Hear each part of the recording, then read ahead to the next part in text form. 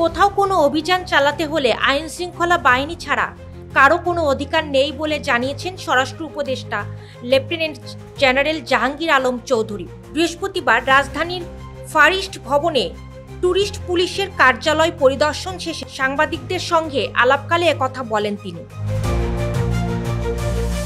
বর্তমানে দেখা যাচ্ছে দেশে পুলিশ, বিদেশি নাগরিক, সাধারণ মানুষ বাসা বাড়িতেও মব জাস্টিসের শিকার হচ্ছে। গত 6 মাসে এটা নিয়ন্ত্রণে আসছে না কেন?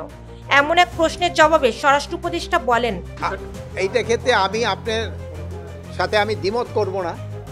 এটা তো আমাদের হচ্ছে, বাট এটা আমরা যেই জায়গায় হচ্ছে আমরা কিন্তু সাথে সাথেই তাদের আইনের আওতায় নিয়ে আসতেছি।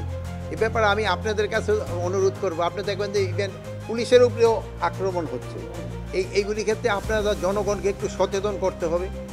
জনগণ এত উচ্ছৃঙ্খল হয়ে গেলে কিন্তু অনেক সময় সমস্যা হয়।